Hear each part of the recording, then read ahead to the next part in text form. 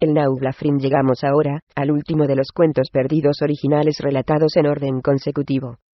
Este cuento fue escrito en otro cuaderno de notas, y lleva por título El Naugla-Frin, el collar de los enanos. El comienzo de este cuento es más bien confuso. Antes de relatar la caída de Gondolin, Lindo le dice a Corazoncito: todos los presentes, deseamos que nos cuentes la historia de Tuor y de Arendelle lo más pronto posible. Pag 185. Y Corazoncito responde: es un cuento extraordinario, y las gentes han de reunirse 7 veces en torno al hogar de los cuentos para escuchar toda la historia. Y está tan entretejida con las historias del Naugla-Frin y de la expedición de los elfos que me complacería que me ayudaran a relatarla a ellos, que se encuentra entre nosotros. Por lo tanto, el hecho de que Corazoncito se da la silla del relator de cuentos a ellos al comienzo de este texto, para que cuente la historia del Naugla-Frin, concuerda con el contexto general, aunque no cabría esperar que al comienzo del nuevo cuento se diga: pero después de un rato, se hizo un silencio, porque la caída de Gondolin termina con las palabras: y en la sala de los leños todos se quedaron quietos y en silencio por largo rato. En todo caso, después de la caída de Gondolin, que es un cuento muy largo, seguramente no se habría contado el próximo relato, sino hasta la noche siguiente. Este cuento también es un texto escrito con tinta sobre un original a lápiz que fue borrado por completo, aunque solo hasta la expresión satisfacer su codicia en la Pag 292. Desde ese punto hasta el final solo hay un manuscrito original a lápiz en su primera etapa de redacción, que fue escrito deprisa, precipitadamente en algunos puntos, con muchas palabras que no se pueden descifrar en forma inequívoca, y el texto fue reescrito en gran parte cuando el cuento aún no estaba concluido. Véase la nota 13. El Naugla-Frin, el collar de los enanos. Pero después de un rato, se hizo un silencio, y algunos murmuraron: y Arendelle, pero otros dijeron no. ¿Qué sucedió con el Naugla-Frin, el collar de los enanos? Entonces Ylfiniol, dejando la silla del relator de cuentos, dijo: sí. Es preferible que Ailios nos cuente todo lo que ocurrió con el collar. Y, como Ailios estaba dispuesto a hacerlo, comenzó a hablar, dirigiéndose al grupo. ¿Recordáis todos cómo Urin, el tenaz, arrojó el oro de Glorund ante los pies de Tinuelin, y, después de hacerlo, se negó a tocarlo nuevamente, y regresó acongojado a Isilome, donde murió? Y todos dijeron que ese cuento aún estaba presente en sus corazones. Escuchad entonces, dijo Ailios con gran pesar. El rey contempló a Urin mientras se marchaba de la sala, y sintió ira por las crueldades de Melko que engañaban de ese modo a todos los corazones. Sin embargo, se dice en el cuento que los maleficios que Mim, el huérfano, había arrojado sobre ese tesoro eran tan poderosos que, incluso mientras estaba en el suelo de la sala del rey, despidiendo un extraño brillo a la luz de las antorchas ardientes, todos aquellos que lo miraban sintieron el influjo de su sutil maldad. Por tanto, los de la banda de Urin comenzaron a murmurar, y uno de ellos le dijo al rey: oh, señor, Urin, nuestro capitán, anciano y loco, ya se ha marchado, pero no tenemos ninguna intención de renunciar a lo que hemos conquistado. Entonces Tinuelin, que tampoco había escapado al maleficio del oro, dijo: no, debéis saber que este oro les pertenece a todos los del linaje de los elfos, porque los Rodotlim que lo extrajeron de la tierra, hace ya mucho tiempo, han dejado de existir y nadie tiene especial de RSHO1 a recibir más de un puñado, con la excepción de Urin, porque su hijo Turin dio muerte al dragón, que robó el oro a los elfos. Pero Turin está muerto, y Urin no quiere quedarse con nada. Y Turin era uno de mis hombres. Ante esas palabras, una gran ira se apoderó de los proscriptos, y finalmente el rey dijo: ahora, marchaos todos, y no pretendáis, oh necios, luchar con los elfos del bosque, sino querréis que la muerte y los terribles hechizos de Valinorosor prendan en los bosques. Y no insultéis el nombre de Tinuelin, su rey, porque os recompensaré muy bien por vuestro esfuerzo y por haber traído el oro. Que cada uno de vosotros se acerque y coja lo que pueda con las 2 manos, y luego se marche en paz. Quienes se enfadaron entonces fueron los elfos del bosque, que habían permanecido mucho tiempo cerca contemplando el oro, pero esos seres indómitos hicieron lo que se les ordenaba, y aún más, porque algunos de ellos sacaron 2 y 3 puñados del tesoro, y en la sala se escucharon gritos airados. Entonces los elfos del bosque trataron de impedirles que siguieran robando, y se produjo un violento enfrentamiento, de modo que el rey les pidió que se calmaran, pero no le prestaron atención. Entonces los proscritos, que eran feroces e intrépidos, desenvainaron sus espadas, y comenzaron a atacar a quienes los rodeaban, de modo que rápidamente se desencadenó una gran lucha en los mismos escalones del trono elevado del rey. Los proscriptos eran valientes, y sus batallas con los ORCOS los habían hecho diestros en el manejo de la espada y el hacha, así que muchos fueron muertos antes de que el rey, viendo que la paz y el perdón ya no eran posibles, congregara a un grupo de sus guerreros, y todos los proscritos, confundidos por los poderosos sortilegios del RY3, y extraviados en los oscuros pasadizos de la morada de Tinuelin, perdieran la vida en una cruel lucha. Pero la sangre corría por la sala del rey y el oro que había ante el trono, esparcido y pisoteado, quedó bañado de sangre. Así comenzó a manifestarse la maldición del enano Mim, y se hizo realidad otra de las desgracias que los Noldoli habían concebido antaño en Valinor. 4 Entonces, arrojaron fuera del lugar los cuerpos de los proscritos, pero Tinuelin ordenó que enterraran cerca del montecillo de Tinubiel a los elfos del bosque que habían sido asesinados. Y se dice que el gran montículo se conserva aún en Arctanor, y por mucho tiempo las hadas lo llamaron Kumanidrisait, el montículo de la codicia. Entonces Gweniel se acercó a Tinuelin, y le dijo: no toques ese oro, porque mi corazón me dice que una triple maldición pesa sobre él. Sí, ha recibido la maldición del aliento del dragón y la maldición de la sangre de tus súbditos que ahora lo cubre, y de la muerte de los que asesinaron. 5, pero presiento que también pesa sobre él un mal más cruel e indestructible que no alcanzo a percibir. Entonces, recordando la sabiduría de su esposa Gweniel, el rey decidió prestar atención a sus palabras, y ordenó que lo recogieran, y lo arrojaran al río que corría ante sus puertas. Pero ni aun así pudo liberarse de su maleficio, y se dijo: contemplaré por última vez su hermosura, antes de arrojarlo lejos de mí para siempre. Por tanto, ordenó que le quitaran las manchas de sangre en aguas claras, y que lo expusieran ante él. Nunca antes había habido tanto oro en un solo lugar, y parte de él estaba forjado en forma de copas, apoyos y platos, y había en mano puñaduras de espadas y vainas y hojas de dagas. Pero la mayor parte era oro rojo, sin forjar, apilado en masas y en barras. Ningún hombre podría calcular el valor de ese tesoro, porque entremezcladas con él también había muchas gemas de gran hermosura, puesto que los padres de los Rodoclim las habían sacado de Valinor, y formaban parte del ilimitado tesoro que los Noldoli habían poseído allí. Mientras lo contemplaba, Tinuelin dijo: «¡Cuán espléndido es este tesoro! Y no poseo siquiera una 10ª parte de él, y ninguna de las gemas de Valinor me pertenecen, salvo el Silmaril que Beren trajo de Angamandi». Pero Gweniel, que estaba cerca de él, dijo: «Pero ese era tan valioso como todo lo que hay aquí, incluso si tuviese 3 veces más valor». Entonces uno de los del grupo se puso en pie, y ese era Ufedin, un gnomo, que había vagado por el mundo mucho más que cualquiera de los súbditos del rey, y había vivido por mucho tiempo con los Nauglat y sus parientes, los Sindrafangs. Los Nauglat son una extraña raza y nadie sabe con certeza de dónde provienen, pero no sirven a Melkor ni a Manwë, y ni los elfos ni los hombres les importan, y algunos dicen que no han oído hablar de Ilúvatar, o que han oído, pero no creen en él. Sin embargo, nadie supera su conocimiento de las artes y las ciencias, y de las cualidades de todas las cosas que existen en la Tierra 6, o bajo el agua. Pero viven bajo tierra en cuevas y ciudades construidas en túneles, y en otros tiempos Nogrod era la más renombrada de todas. Son ancianos y jamás tienen hijos, y nunca ríen. Son bajos, pero fuertes, y la barba les llega hasta los dedos de los pies, aunque las barbas de los Sindrafangs son las más largas que existen, y se dividen en 2. Y cuando salen de sus moradas, se las atan en torno a la cintura. Los hombres han llamado enanos a todas estas criaturas, y aseguran que superan prodigiosamente a los gnomos en destreza e ingenio por sus extraordinarios diseños. Pero en realidad es escasa la belleza que han puesto en sus obras, porque gnomos desertores como Ufedin siempre participaron en la creación de las maravillas que forjaban antaño. Hacía mucho ya que ese gnomo se había olvidado de los suyos para unirse a los enanos de Nogrod, y en esa época llegó al reino de Tinuelin con unos cuantos Noldoli que pensaban como él, portando espadas, y luciendo cotas de malla, y otros objetos forjados con exquisita habilidad, con los que en ese entonces los Nauglat realizaban abundante comercio con los Noldoli libres, y, según se dice, también con los orcos y los soldados de Melkor.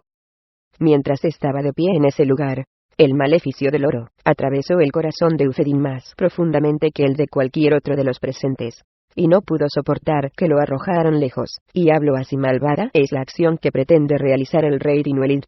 Y, ¿quién podrá decir después que los del linaje de los Eldralie adoran los objetos hermosos, si un rey de los Eldar arroja un cúmulo tal de belleza a las sombrías aguas de los bosques, donde solo los peces podrán contemplarla?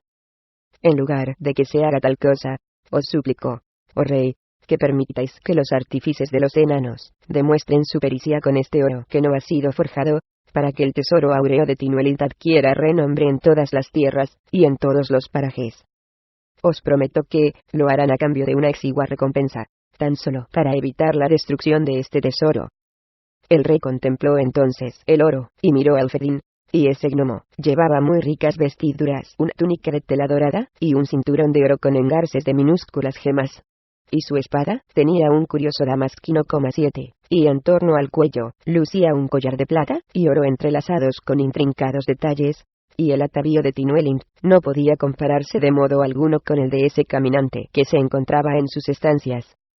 Una vez más, Tinuelint contempló el oro que brillaba, con una hermosura aún más seductora, y los destellos de las gemas jamás habían parecido tan deslumbrantes. Y Ufedin le dijo entonces: oh rey, ¿dónde guardáis ese Silmaril del cual ha oído hablar todo el mundo?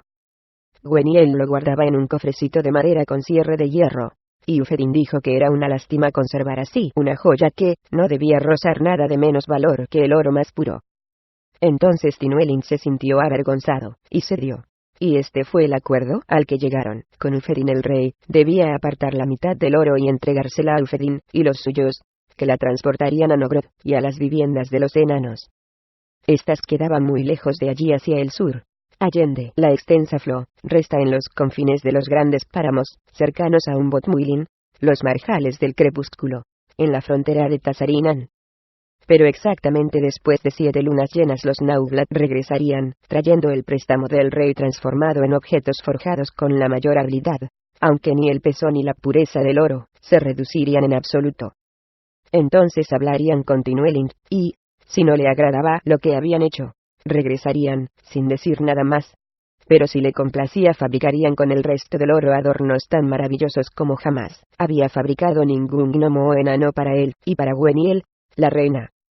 Porque dijo Ufedin: he aprendido las artes de los Nauglat y dominó los hermosos diseños que solo los Noldoli conciben. Sin embargo, recibiremos poco a cambio de nuestro trabajo, y cuando lo hayamos terminado os diremos cuál será nuestra paga. Entonces, la fascinación del oro hizo arrepentirse al rey del acuerdo que había hecho con Ufedin, y sus palabras le desagradaron, y no estaba dispuesto a que todo ese oro desapareciera de su vista rumbo a las distantes viviendas de los enanos, sin ninguna garantía. No obstante, tenía la intención de beneficiarse de su destreza. Por tanto, hizo que apresaran súbitamente a Ufedin y a los suyos, y les dijo: os quedaréis como rehenes en mis estancias hasta que vuelva a ver mi tesoro. Ahora bien, Tinuelint suponía que Ufedin y sus gnomos eran extremadamente valiosos para los enanos, y que ninguna codicia podría ser tan poderosa como para que lo abandonaran. Pero el gnomo se enfureció, y le dijo: los Nauglat no son ladrones, oh rey, y tampoco lo son sus amigos. Pero Tinuelint le respondió: sin embargo, el destello de tanto oro ha convertido en ladrones a muchos que antes no lo eran. Y Ufedin accedió contra su voluntad, pero en el fondo de su corazón no perdonó a Tinuelint. Así fue como algunos súbditos del rey, guiados por un solo compañero de Ufedin, transportaron el oro hasta Nogrod, y se informó a Naugladur, el rey de esos parajes, del acuerdo entre Ufedin y Tinuelint. Mientras esperaba, Ufedin recibió cordial trato en la corte de Tinuelint, pero se veía obligado a estar sin hacer nada, y se sentía irritado. En su tiempo libre, no dejó de meditar en los hermosos objetos que fabricaría después, para Tinuelint con oro y joyas. Pero su único propósito era tenderle una trampa al rey, porque ya había comenzado a fraguar funestos planes, inspirado Mingo por su codicia y su afán de venganza. El mismo día de la 7ª luna llena, los vigías del puente del rey gritaron: mirad, un grupo numeroso se acerca a través de los bosques, y todos parecen ser ancianos, y cargan pesados fardos a la espalda. Y, al oír esto, el rey dijo: son los Nauglat, que acuden a su cita. Ahora te puedes marchar, Ufedin, y salúdalos en mi nombre, y condúcelos directamente a mi sala. Y Ufedin se marchó alegremente, pero el resentimiento no abandonó su corazón. Por tanto, después de hablar en secreto con los Nauglad, los convenció de que solicitaran una cuantiosa recompensa que el rey no pudiera darles, sin sentirse humillado. Y también les comunicó otros propósitos que tenía, para que al fin el oro regresara para siempre a Nogrod. Sin embargo, los enanos atravesaron el puente, y llegaron ante el trono de Tinuelin. Y he aquí que los objetos que habían fabricado estaban envueltos en telas de seda, y encerrados en cajas de extrañas maderas labradas con gran habilidad. Urin no había transportado así el tesoro hasta allí, y la mitad aún estaba guardada en sus toscos sacos y rústicos baúles. No obstante, cuando el oro quedó nuevamente al descubierto, se escuchó un grito de asombro, porque los objetos que habían hecho los Nauglad eran mucho más prodigiosos que los escasos recipientes y adornos que los Rodotlim habían forjado en otros tiempos. El rey contempló vasos y copas, y algunos tenían dobles cuencos o curiosas asas entrelazadas, y había cuernos de formas extrañas, platos y fuentes, frascos y jarras, y todos los enseres, para un banquete real. Había candelabros y antorcheras, y nadie podía contar los anillos, y los brazaletes y los collares y diademas de oro. Y todos esos objetos habían sido fabricados con tal sutileza y adornados con tanta destreza que la felicidad de Tinuelin superó las esperanzas de Ufedin.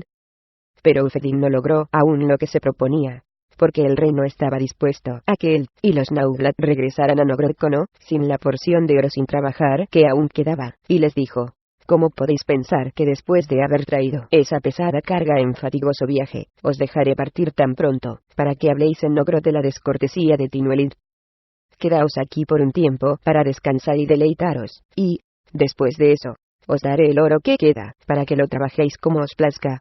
Y por vuestro trabajo, no dejaréis de recibir lo que yo, o los míos, os podamos dar por vuestro esfuerzo, y al final, os espera una recompensa valiosa, y más que justa. Pero ellos sabían que los habían hecho prisioneros, y cuando se dirigieron furtivamente a las salidas, descubrieron que estaban acerrojadas. Por tanto, sin saber qué hacer, se inclinaron con reverencia ante el rey, y el rostro de los enanos muy rara vez expresa lo que sienten.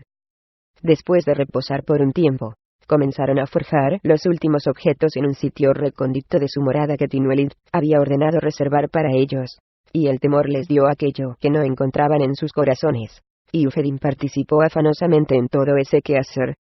Hicieron una corona de oro para Tinuelin, que aún lucía solamente una guirnalda de hojas carmesí, y también le hicieron un yelmo de inigualable esplendor, y una espada de acero de los enanos traído desde lejos con una empuñadura de oro resplandeciente y damasquinada en oro y plata con extrañas figurillas, entre las que resaltaba la persecución del lobo Cárcaras, el de los dientes de cuchillo, padre de los lobos.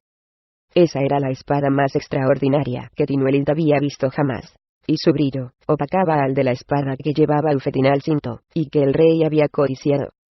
Ufedin había hecho todos esos objetos, pero los enanos le hicieron a Tinuelin una cota de malla en la que se entrelazaban el oro y la plata, y un cinturón de oro. Entonces el corazón del rey se llenó de júbilo, pero ellos le dijeron: aún no hemos terminado. Y Ufedin hizo una corona de plata para Gweniel, y con la ayuda de los enanos, fabricó unas zapatillas de plata con diamantes engarzados, y la plata estaba dispuesta en delicadas capas, de modo que se ajustaba a los pies como un suave cuero, y también le hizo un cinto de plata combinada con oro claro. Pero esos objetos solo eran una décima parte de lo que fabricaron, y en ningún cuento se dice todo lo que hicieron. Ahora bien, cuando hubieron terminado y entregado al rey todo el fruto de su trabajo, Ufedin le dijo a Tinuelin: rey de opulencia sin par, ¿os parecen hermosos estos objetos? Y él respondió: sí. Pero Ufedin le dijo: habéis de saber, entonces, que aún queda una reserva de vuestro mejor oro, y el más puro lo hemos guardado, porque tenemos que pediros esta merced: os forjaremos un collar, y en su fabricación haremos gala de toda nuestra destreza y nuestra habilidad, y deseamos que este sea el adorno más maravilloso que se haya visto en la tierra, y la obra más valiosa de los elfos y los enanos. Por tanto, os rogamos que nos entreguéis ese silmaril que tanto apreciáis, para que brille prodigiosamente en medio del Nauglafrin, el collar de los enanos.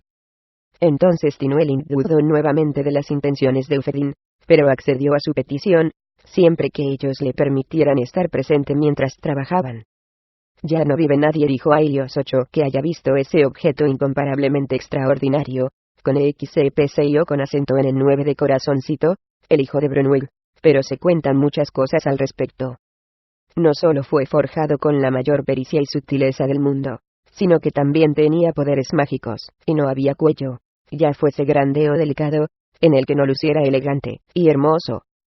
Pese a que habían utilizado una cantidad increíble de oro para fabricarlo, lucía tan leve como una hebra de lino sobre quien lo llevaba. Y el semblante de todo aquel que se lo colocaba al cuello parecía ser de una gran belleza y las mujeres se veían hermosísimas.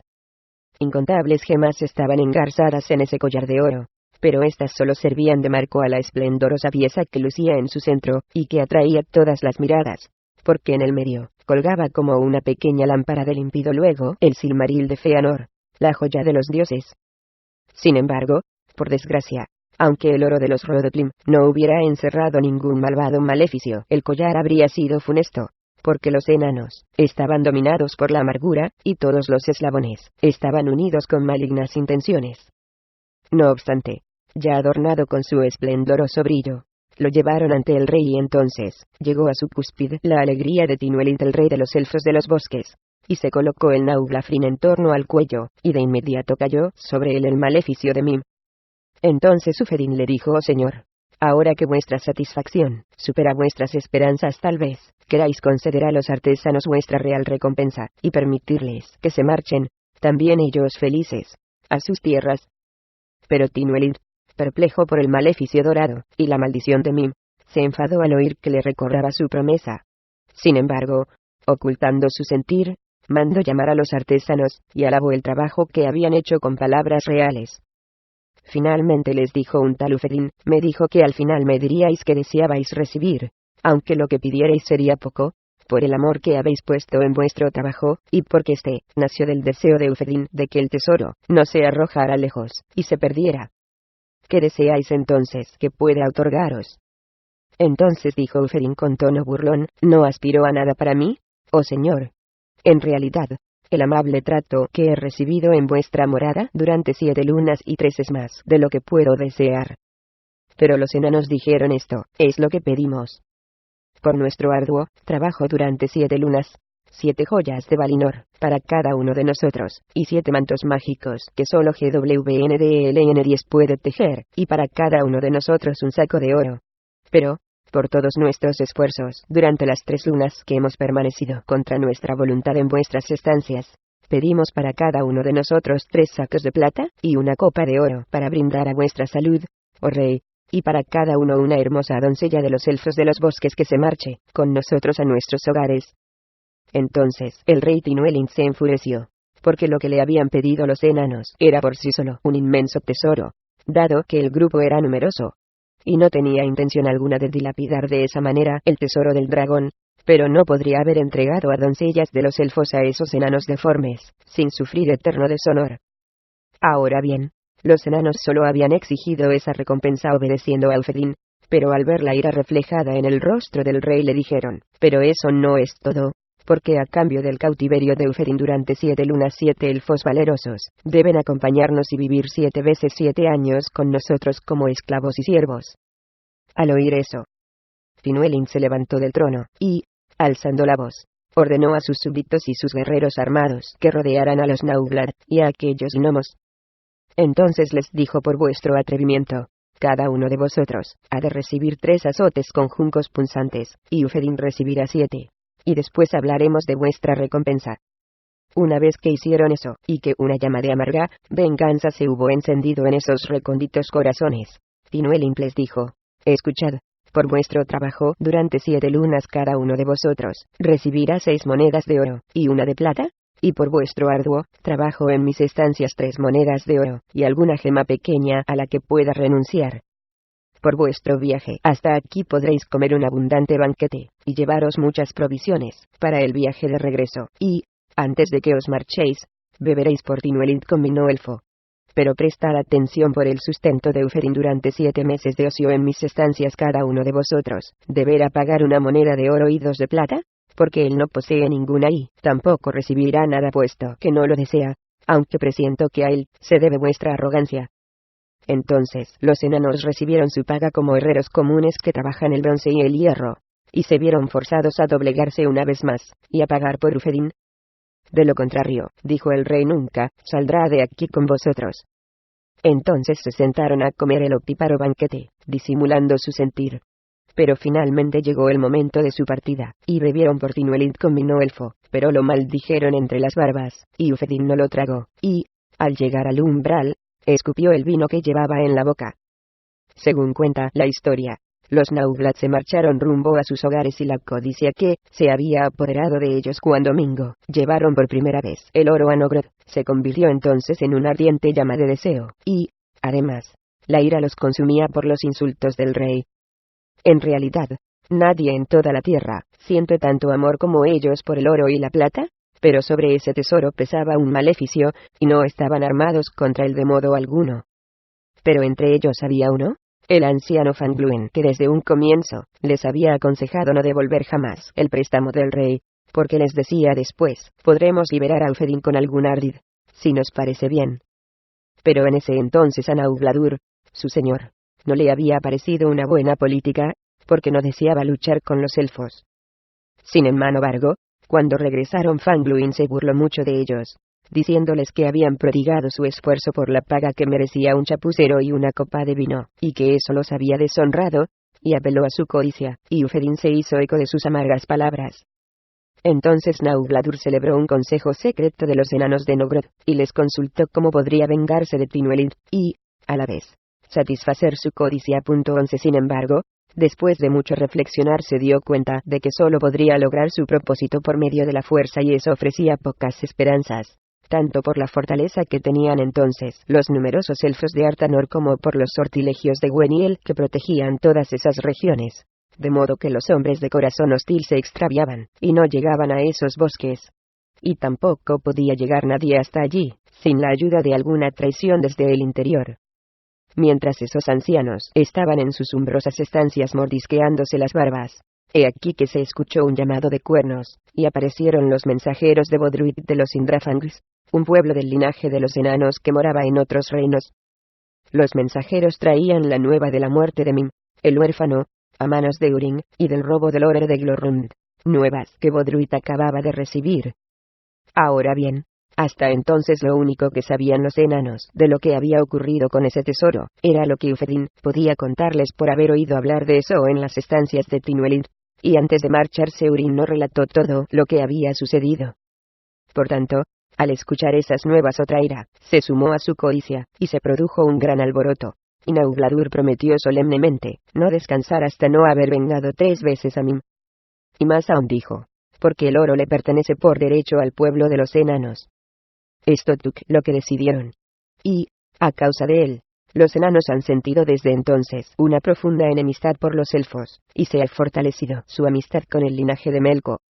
En secreto, Naugladur mandó a decirles a los Indrafangs que prepararan a hueste hasta que él les avisará, cuando llegase el momento de actuar, y en Belegost, la morada de los Indrafangs, comenzaron a forjar furtivamente punzantes aceros. Naugladur también congregó en torno a él a una numerosa hueste de orcos, y de trasgos errantes, prometiéndoles una buena paga, la satisfacción de su amo y un valioso botín al final. Y a todos ellos les dio armas. Entonces se presentó ante Naugladur un elfo del pueblo de Tinuelid, y le ofreció ayudar a las huestes a atravesar los sortilegios de Gwendelin, porque lo dominaba la codicia por el oro del tesoro de Glorund. Y así cayó sobre Tinuelin la maldición de Mim, y por primera vez se cometió una traición entre los elfos de Artanor. Entonces Naugladur sonrió amargamente, porque sabía que había llegado el momento de actuar, y que le habían entregado a Tinuelid. Todos los años, alrededor de la época en que Beren había participado en la gran persecución del lobo, Tinuelin tenía la costumbre de recordar ese día con una cacería en los bosques. Y era una extraordinaria persecución en la que participaba una gran multitud, y en las noches reinaba el júbilo, y se celebraban banquetes en la floresta. Entonces el elfo Nardsel, cuyo nombre sigue siendo despreciable para los Eldar, le dijo a Naugladur que el rey saldría de cacería un día antes de la próxima luna llena, y de inmediato Naugladur envió a Bodruit, en Belegost, la señal acordada, un cuchillo ensangrentado. Toda la hueste se reunió entonces en los confines de los bosques, Pero el rey seguía aún sin saber lo que ocurría.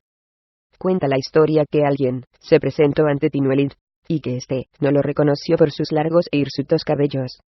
Y he aquí que era Mablun, que le dijo: escuchad, en el fondo de la floresta hemos oído que este año vais a celebrar la muerte de Carcaras con una magnificencia nunca antes vista, oh rey, y he regresado para acompañaros.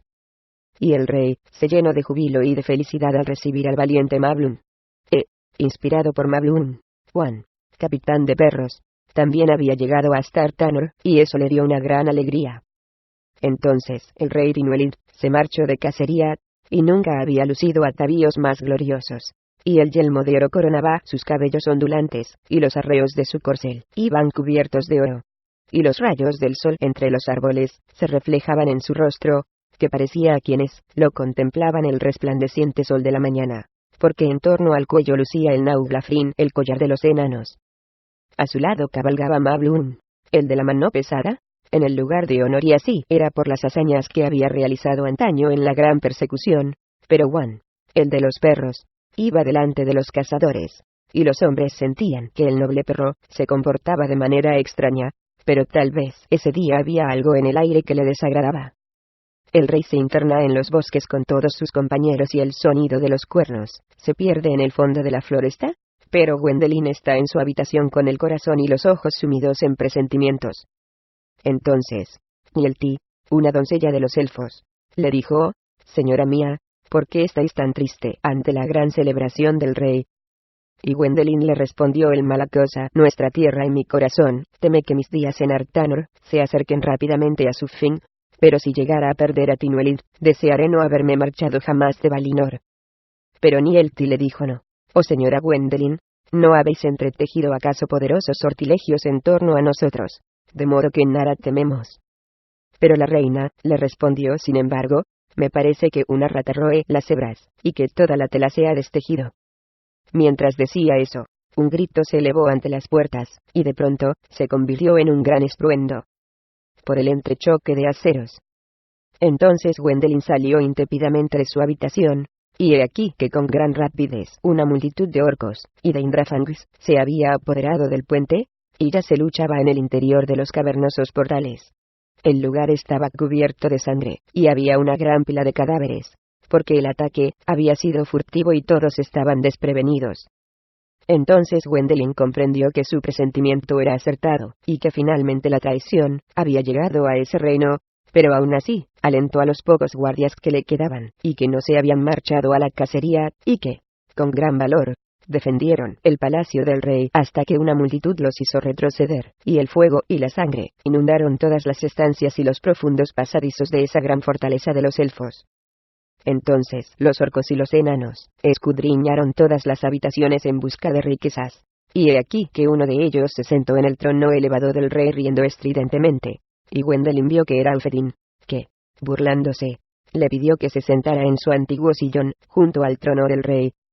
Entonces Gwendolen lo miró de tal manera que él se sintió avergonzado, y ella le dijo: traidor, ¿cómo osas mancillar el trono de mi señor?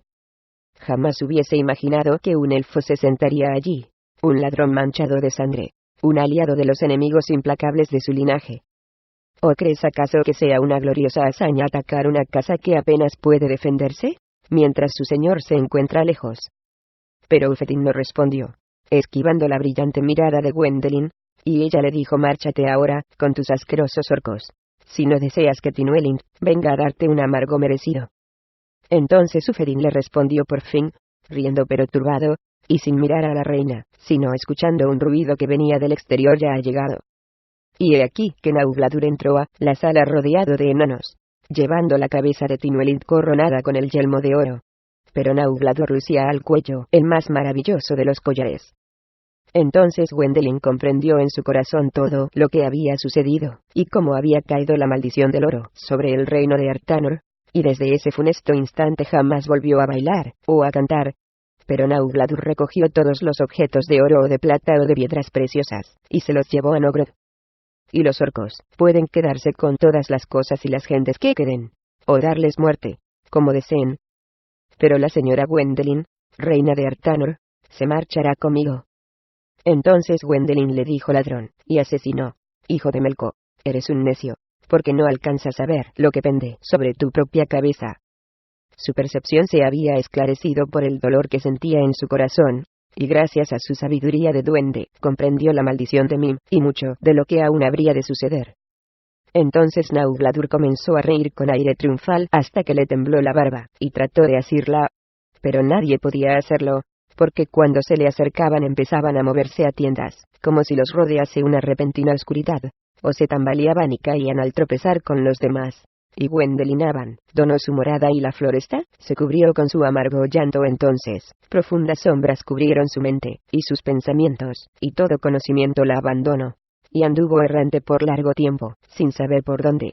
Y esto se debió a su gran amor por Tinuelid, el rey, por quien había decidido alejarse por siempre jamás de Valinor, y de la belleza de los dioses, y vivir eternamente en los bosques agrestes del norte. Y ahora le parecía que no había belleza ni dicha en Valinor ni en las tierras lejanas. En su deambular se encontró con muchos elfos dispersos que se compadecían de ella, pero no les prestaba atención. Le relataban historias, pero apenas los escuchaba, porque Tinuelid estaba muerto. Sin embargo, debéis saber que, en el mismo instante en que la hueste de Uferin entraba al palacio, y lo saqueaba y otros grupos numerosos y crueles de orcos e indrafangs cubrían de muerte y fuego todo el reino de Tinuelid, los que participaban en la valerosa cacería del rey, reposaban en medio de júbilo y de risas, pero Wan se mantenía apartado. Entonces, de pronto un estruendo se apoderó del bosque, y Wan comenzó a dar fuertes ladridos. Pero los enemigos armados rodearon al rey, y a los suyos. Por largo tiempo, lucharon encarnizadamente entre los árboles y muchos Nauglad, porque eran ellos quienes los habían atacado, quedaron heridos, o perdieron la vida. Sin embargo, finalmente los abatieron a todos, y Mablun y el rey cayeron uno junto al otro, pero fue Naugladur quien le cortó la cabeza a Tinuelid cuando ya estaba muerto, porque mientras aún vivía no se había atrevido siquiera a acercarse a su espada resplandeciente, o al hacha de Mablun. Lo sé ahora bien. En el cuento, no se vuelve a hablar de Wan, y solo se dice que, cuando aún repiqueteaban las espadas, ese noble perro se alejó velozmente a través de esa tierra y así llegó como el viento a la tierra de Igiluarton, la tierra de los muertos que renacen, donde reinaban Beren y Tinuviel, la hija de Tinuelid. Esos dos no moraban en una casa y su reino no tenía fronteras definidas. Y en realidad ningún otro mensajero, con la excepción de Wan, que conocía todos los senderos, habría encontrado jamás a Beren, y solicitado su ayuda con tanta rapidez. 13 En efecto, cuenta la historia que, mientras los orcos prendían fuego a todas las tierras de Tinuelid, y los Nauglat los Indrafangrin se encaminaban a sus hogares cargados con su pesado botín de oro y objetos preciosos, Wan llegó al lugar donde vivía Beren a la hora del crepúsculo. He aquí que Beren estaba sentado en la raíz de un árbol, y Tinuviel bailaba sobre el verde césped al anochecer mientras él la contemplaba, cuando de pronto Wan se presentó ante ellos, y Beren dio un grito de alegría y asombro, porque había transcurrido mucho tiempo desde la última vez que él y Wan habían salido juntos de cacería. Pero Tinuviel se dio cuenta de que Wan sangraba, y que sus enormes ojos tenían algo que decir. Y, súbitamente, Tinuviel dijo: ¿Qué mal ha caído sobre Artanor? Y Wan le respondió: fuego, y muerte, y el terror de los orcos. Y han dado muerte a Tinuelin. Entonces, los dos, Beren y Tinuviel, lloraron amargas lágrimas, y la historia que les relató Wan no logró calmar su llanto. Cuando ésta hubo concluido, Beren se puso en pie de un salto dominado por una noble furia, cogió un cuerno que colgaba de su cinturón, y le arrancó un claro sonido que retumbó en todas las colinas circundantes, y muchos elfos con vestimentas verdes y pardas acudieron presurosos a su lado, como impulsados por un sortilegio, desde todos los claros y los sotos y los ríos y los páramos. Ni siquiera Beren conocía la historia de esa miríada que había respondido a su cuerno en los bosques de Isilome, y ya antes de que la luna brillara en lo alto de las colinas, una hueste numerosa se congregó en el claro donde vivía, pero tenían pocas armas, y la mayoría solo llevaba cuchillos y arcos. Pero dijo Beren lo más importante: ahora es actuar deprisa. Y, al oír sus órdenes, algunos elfos se precipitaron como venados delante de él en busca de nuevas sobre el camino que habían tomado los enanos y los Indrafangs, pero al alba Beren se marchó a la cabeza de los elfos verdes, y Tinuviel se quedó en el claro, y lloró quedamente por la muerte de Tinuelid, y también se lamentó por Gwendolen, a la que creía muerta. Hay que decir ahora que la hueste de enanos se alejó con su carga del lugar del saqueo, y Naugladur marchaba a su cabeza, y a su lado iban Ufedin y Bodruit. Y a lo largo de su marcha Ufedin se esforzaba, sin cesar por olvidar los terribles ojos de Gwendolen, pero no lograba hacerlo, y toda felicidad había abandonado su corazón, que temblaba ante el recuerdo de esa mirada. Pero esa no era la única inquietud que lo atormentaba, porque cada vez que levantaba los ojos, he aquí que se posaban en el collar de los enanos que brillaba en torno al cuello del anciano Naugladur, y entonces todos sus demás pensamientos se esfumaban, salvo el insondable deseo de poseer esa belleza. Así avanzaban esos tres, y, con ellos, toda su hueste, pero el tormento de Ufedin se hizo tan intenso que finalmente ya no pudo soportarlo, y en la noche, cuando hicieron un alto, se arrastró furtivamente hasta el lugar donde dormía Naugladur, y, acercándose al anciano sumido en sus sueños, se dispuso a asesinar al enano para apoderarse del extraordinario Nauglafrin. Pero, mientras trataba de hacerlo, he aquí que súbitamente alguien le rodeó el cuello desde atrás y ese era Bodruit, que, dominado por la misma codicia, también intentaba apoderarse del hermoso objeto. Pero, al encontrar a Ufedin, decidió darle muerte porque él y Naugladur estaban emparentados. Entonces Ufedin lanzó una repentina cuchillada hacia atrás, a tientas en medio de las sombras, con el afilado cuchillo largo y delgado que llevaba con él para asesinar a Naugladur, y el cuchillo se hundió en las entrañas de Bodruit, el señor de Belegost, que cayó agonizante sobre Naugladur, y el cuello de Naugladur y el hechicero collar se cubrieron de sangre una vez más. Ante eso, Naugladur se despertó dando un fuerte grito, pero Ufedin huyó accesando del lugar, porque el Indrafan casi lo había estrangulado con sus largos dedos. Cuando algunos llegaron rápidamente con antorchas hasta el lugar, Naugladur pensó que solo Bodruit había tratado de arrebatarle la joya, y se preguntó cómo le habían dado muerte tan oportunamente, y ofreció una cuantiosa recompensa a su asesino, si ese hombre se presentaba a contar todo lo que había visto. Así fue como, por un rato, nadie se dio cuenta de que Ufedin había huido, y los enanos de Nogrod y los Indrafangis comenzaron a luchar entre ellos, y muchos perdieron la vida antes de que los Indrafangis, que eran menos numerosos, se dispersaran y lograran llegar como pudieron a Belegost, llevando con ellos una pequeña parte del tesoro. De entonces proviene la antigua enemistad entre esos linajes de los enanos, que se ha extendido a muchas tierras y dado origen a muchos relatos. Pero los elfos saben muy poco de esa historia y los hombres rara vez han oído hablar de ella. No obstante, esto demuestra cómo la maldición de Mim se volvió rápidamente contra los suyos, y bien podría haber caído solo sobre ellos, y no haber perseguido nunca más a los Eldar. He aquí que cuando se dieron cuenta de que Ufedin había huido, Naugladur se enfureció y ordenó que dieran muerte a todos los gnomos que aún formaban parte de la hueste. Entonces dijo: ya, nos hemos librado de los Indrafangis, y de los gnomos, y de todos los traidores, y ya no temo a nadie más. Pero Ufedin recorría las tierras desoladas presa de pavor y angustia por sentirse un traidor de los suyos, culpable de haber dado muerte a un elfo, y perseguido por la mirada candente de la reina Gwendolen, solo a cambio del exilio y la miseria, y sin recibir ni una porción siquiera del oro de Glorund, porque su corazón ardía de codicia. Sin embargo, pocos han sentido compasión por él. La historia cuenta que entonces Ufedin se encontró con los guardianes del pueblo de Beren que, después de recibir de él información certera sobre las huestes y la formación de Naugladur, y el camino que pretendía seguir, regresaron veloces como el viento en medio de los árboles hasta donde estaba su señor. Pero Ufedin no les dijo quién era, y fingió ser un elfo de Artanor que había logrado huir del cautiverio al unirse a ellos. Entonces le dieron buen trato, y lo enviaron ante Beren, para que su capitán pudiera en sus palabras, y, aunque Beren se asombró ante un cobarde 14, y su mirada esquiva, le pareció que decía la verdad, y le tendió una trampa a Naugladur.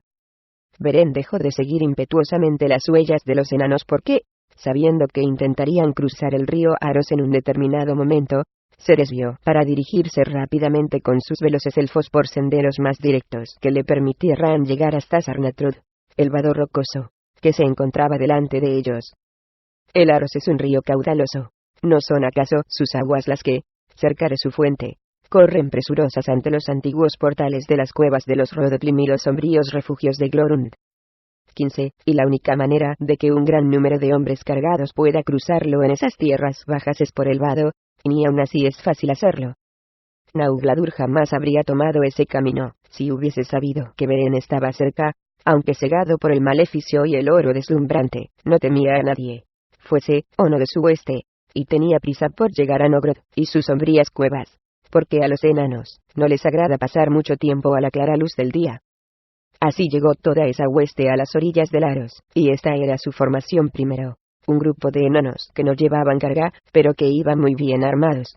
Luego, el grupo más numeroso que llevaba el tesoro de Glorund, y muchos objetos hermosos que habían sacado de la morada de Tinuelint. Y más atrás iba Naugladur, montado en el caballo de Tinuelint, y lucía como una extraña figura, porque las piernas de los enanos son cortas y tórcidas. Pero 2 enanos conducían al caballo, porque no avanzaba de buena gana, e iba cargado con el botín. Pero detrás de ellos, venía una masa de hombres armados que llevaban poca carga, y, así formados, trataron de cruzar el Sarnetro de ese día nefasto para ellos. Era de mañana cuando llegaron a la orilla más cercana, y a mediodía aún no habían dejado de cruzar en largas filas, vadeando lentamente el veloz río en los sitios más bajos. Allí el río se ensancha y baja por estrechos canales cubiertos de enormes piedras entre largas lenguas de tierra y piedras de menor tamaño.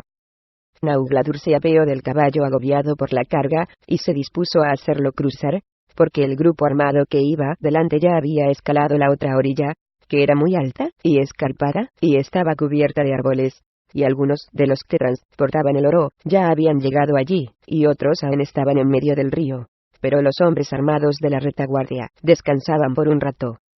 De pronto, el sonido de los cuernos de los elfos retumba en todo el paraje, y un 16 con un eco mucho más claro que los demás, y es el cuerno de Beren, el cazador de los bosques. Entonces el aire se cubre con las delicadas flechas de los Eldar que no se apartan de su blanco, y que el viento no desvía. Y he aquí que los elfos pardos y los verdes saltan súbitamente desde atrás de cada árbol y cada piedra, y empiezan a disparar sin cesar las flechas que repletan sus aljabas. Entonces se desató el pánico, y se produjo un estruendo en la hueste de Naugladur, y los que cruzaban el río arrojaron el oro a las aguas, para abalanzarse aterrorizados a una de las orillas. Pero muchos fueron heridos por esos dardos implacables y cayeron con el oro que cargaban en medio de la corriente del Aros, tiñendo sus aguas diáfanas con su oscura sangre.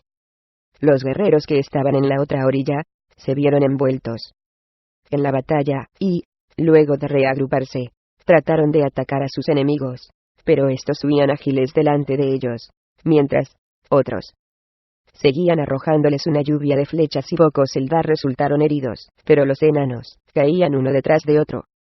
Esa fue la gran batalla del Vado Rocoso, cerca de Naugladur, porque aunque Naugladur y sus capitanes dirigían con gran valor a sus bandas, no pudieron derrotar al enemigo, y la muerte cayó sobre sus filas como un torrente, hasta que muchos de ellos se dispersaron y huyeron, y los elfos estallaron en carcajadas claras y sonoras al verlos, y no les siguieron disparando, porque las deformes siluetas de los enanos que huían, con sus barbas blancas alborotadas por el viento, los llenaban de júbilo. Pero Naugladur seguía allí, rodeado de unos pocos, y entonces recordó las palabras de Gwendelin, porque aquí que Beren se le acercó, arrojó a un lado su arco, y desenvainó su deslumbrante espada. Y Beren se destacaba por su altura entre los Eldar, aunque no tenía la corpulencia de Naugladur, el de los enanos. Entonces Beren le dijo: defiende tu vida, si puedes, asesino de piernas torcidas, porque si no te la arrebataré. Y Naugladur le ofreció incluso el Nauglafrin, el maravilloso collar, para que lo dejara marcharse, sin hacerle daño. Pero Beren le dijo: no, porque ya me apoderaré de él cuando te haya dado muerte.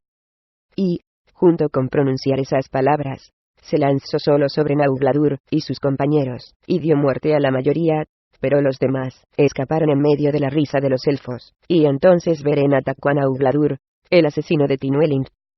El anciano se defendió valerosamente, y esa fue una cruenta lucha, y muchos elfos que observaban, impulsados por el amor y el temor por su capitán, echaron mano a sus arcos, pero Beren les ordenó que se quedaran quietos mientras luchaba. Ahora bien, el cuento nos dice muy poco de las heridas y los lances de ese combate, salvo que Beren sufrió muchas lastimaduras, y que muchos de sus golpes más arteros apenas rozaron a Naugladur, por la excelencia y la magia de su cota de malla hecha por los enanos. y se dice que lucharon durante 3 horas, y que a Beren se le fatigaron los brazos. Pero que eso no le ocurrió a Naugladur, porque estaba acostumbrado a trabajar con el pesado martillo en la fragua, y es muy posible que de no haber sido por el maleficio de Mim, el resultado de la lucha habría sido muy distinto. Porque, al ver que Beren se debilitaba, Naugladur comenzó a atacarlo cada vez más de cerca, y la arrogancia que provenía de ese maleficio se apoderó de su corazón, y pensó: voy a dar muerte a este elfo, y los suyos huirán aterrorizados de mí. Y, blandiendo su espada, le lanzó un fuerte golpe, y le gritó: bebe este veneno, mozalbete de los bosques. Y en ese instante, tropezó en una piedra dentada, y se tambaleó hacia adelante. Pero Beren esquivó el golpe, y, agarrándolo de las barbas, cogió el collar de oro, y levantó repentinamente a Naugladur, y lo aplastó de cara contra el suelo. Y Naugladur soltó su espada, pero Beren la cogió, y se la enterró diciéndole: no mancharé la hoja brillante de mi espada con tu sangre maligna, porque no es necesario. Y arrojaron el cuerpo de Naugladur al Aros. Entonces desató el collar, y lo miró maravillado, contemplando el Silmaril, la misma joya que había conquistado en Amband, y que le había dado una gloria imperecedera, gracias a su hazaña. Y dijo Lámpara de Faeri: mis ojos jamás te habían visto brillar siquiera con la mitad de la belleza que ahora tienes, engarzada así entre oro y gemas con la magia de los enanos. Y ordenó que le quitaran las manchas, y no lo arrojó lejos, porque desconocía su poder, sino que lo llevó consigo de regreso a los bosques de Clum. Pero las aguas del Aros siguieron corriendo sobre el tesoro de Glorund, y lo siguen haciendo, porque tiempo después los enanos llegaron allí desde Nogrod en busca de él, y del cuerpo de Naugladur. Pero una creciente bajó desde las montañas, y allí perecieron los buscadores. Y tan poderosos son el terror y la lobreguez de ese vado rocoso, que nadie ha regresado a buscar el tesoro que oculta ni se ha atrevido a cruzar el mágico río en ese paraje lleno de sortilegios. Pero en los valles de Clum recibieron con gran regocijo a los elfos que regresaban a sus hogares, y Tinubiel sintió una profunda alegría al ver que una vez más su señor regresaba con sus compañeros. Pero el saber que habían dado muerte a Naugladur, y a muchos enanos apenas, mitigó su dolor por la muerte de Tinuelid. Entonces Beren trató de consolarla, y, tomándola en los brazos, le colocó el glorioso Nauglafrin en torno al cuello, y todos se deslumbraron ante su grandiosa belleza. Y Beren le dijo: contempla la lámpara de Feanor, que tú y yo arrancamos del infierno. Y Tinubiel sonrió, recordando los primeros días de su amor y esos días de arduos esfuerzos en los parajes deshabitados. Ahora hay que decir que Beren mandó llamar a Ufedin, y le dio una buena recompensa por la ayuda que les había dado, porque gracias a ella habían derrotado a los enanos, y le pidió que se quedara a vivir entre los suyos, pero Ufedin se mostró reacio a hacerlo. Sin embargo, no transcurrió mucho tiempo antes de que sucediera lo que menos deseaba. Porque hasta allí llegó el eco de un canto venido de los bosques, y he aquí que era Gwendelin que vagaba enloquecida, y sus pasos la llevaron hasta el centro mismo del claro, donde se encontraban Beren y Tinubiel. Y esto ocurrió de mañana, pero al oír el sonido todos se quedaron en silencio, y muy quietos. Entonces Beren contempló espantado a Gwendelin, pero Tinubiel lanzó un súbito grito de dolor y alegría. Oh madre, Gwendelin, ¿a dónde te conducen tus pasos? Yo te creía muerta. Pero el encuentro de las dos en el verde prado fue muy dulce. Y Ufedin huyó de los elfos, porque no podía mirar a los ojos a Gwendelin, y la locura se apoderó de él, y nadie puede decir qué desdichada suerte corrió después. Y de muy poco le sirvió el oro de Glorund, fuera de dejarlo con el corazón torturado. Al oír los gritos de Ufedin, Gwendelin lo miró alejarse sorprendida, y se contuvo de pronunciar sus emocionadas palabras. Y sus ojos volvieron a recordar, de modo que lanzó un grito de asombro al contemplar el collar de los enanos que rodeaba el blanco cuello de Tinubiel. Entonces le preguntó airadamente a Beren qué significaba eso, y por qué permitía que ese objeto maldito rozara siquiera a Tinubiel. Y relató BRN 17 toda la historia. Le había contado Wan, tanto lo que sabía como lo que adivinaba. Y también habló de la persecución y de la lucha en el vado, y al final dijo: en realidad, ahora que el señor Tinuelid se ha marchado a Valinor, no sé quién podría lucir esa joya de los dioses con más derecho que Tinubiel. Pero Gwendelin habló del maleficio que había arrojado el dragón sobre el oro, y de la sangre derramada en las estancias del rey. Y hay una maldición aún más poderosa, cuyo origen desconozco, que pende sobre el collar, dijo, y presiento que el trabajo de los enanos tampoco dejó de arrojar maleficios de perdurable malicia. Pero Beren rió, diciendo que la gloria del Silmaril y su naturaleza sagrada podían disipar todos esos males, así como había quemado la impura carne de Carcarás. Pero jamás, dijo Beren, había visto a mi Tinuviel tan hermosa como está ahora, rodeada por la hermosura de este objeto de oro. Pero Gwendolen, le dijo sin embargo, el Silmaril estuvo en la corona de Melko, que fue forjada por maléficos herreros. Entonces Tinuviel dijo que no le interesaban los objetos valiosos ni las piedras preciosas, sino la alegría de los elfos en la floresta, y se lo arrancó del cuello, para complacer a Gwendolen. Pero eso desagradó a Beren, y no permitió que lo arrojaran lejos, sino que lo conservó en su 18 por un tiempo. Gwendolen se quedó a vivir con ellos en los bosques, y se sintió curada. Y finalmente regresó llena de añoranzas a la tierra del Lorien, y en los cuentos de los habitantes de la tierra, no se habla más de ella. Pero la maldición de la mortalidad de la que había hablado Mandos cuando los despidió de su morada cayó súbitamente sobre Beren y Tinuviel. Y tal vez el maleficio de Mimaya, influido en que cayera con más rapidez sobre ellos. Y esta vez los dos no recorrieron juntos el camino, pero cuando su hijo, Dor-19 el Justo, aún era pequeño, Tinuviel se fue debilitando lentamente, como lo han hecho los elfos en épocas más recientes en todo el mundo, y desapareció en los bosques y nadie la ha vuelto a ver bailar allí nuevamente. Pero Beren recorrió todas las tierras de Iklum y de Artanor buscándola, y jamás ha sentido un elfo tal soledad, y él también se alejó de la vida, y Dior, su hijo, quedó como jefe de los elfos pardos, y de los elfos verdes, y como señor del Naughlafrin. Tal vez sea cierto lo que dicen todos los elfos, que esos dos salen ahora de cacería por la floresta de Orome en Valinor, y que Tinuviel sigue bailando eternamente en los verdes prados de Nessa y de Vana, las hijas de los dioses. Sin embargo, los elfos sufrieron un gran dolor cuando los Gilwarton se alejaron de su lado, y, como no tenían un jefe, y su poder mágico había mermado, se redujeron en número. Y muchos se marcharon a Gondolin, porque los elfos repetían en secreto los rumores sobre su poder, y su gloria cada vez mayores. No obstante, cuando Dior llegó a la edad adulta, gobernó sobre un pueblo numeroso, y amaba los bosques tal como antes los había amado Beren. Y en las canciones se lo suele llamar a Usir el Próspero, porque poseía esa prodigiosa gema engarzada en el collar de los enanos. La historia de Beren y de Tinuviel se volvió difusa en su corazón, y comenzó a colocárselo en torno al cuello, y a amar intensamente su hermosura. Y la fama de esa joya se extendió como el fuego por todas las regiones del norte, y los elfos se decían unos a otros: un Silmaril de Feanor arde en los bosques de Isilome. Entonces, en los largos días de Elfinese, llegó la época en que Tuor vivió en Gondolin, y el elfo de Nor-20 tuvo 2 hijos, Aoredir y Elwyn, y Aoredir se parecía más a su abuelo Beren, y todos lo querían, pero nadie tanto como Dior. Pero de Elwyn, el hada, en todos los poemas se dice que era tan bella como Tinuviel, si eso fuera posible, pero es difícil creerlo al recordar la gran hermosura de los elfos de antaño. Esos fueron días de felicidad en los valles de Iklum, porque vivían en paz con Melko y los enanos, que pensaban en una sola cosa mientras conspiraban contra Gondolin, y en Angband se trabajaba arduamente. Sin embargo, hay que decir que la amargura se adueñó del corazón de los 7 hijos de Feanor al recordar su juramento.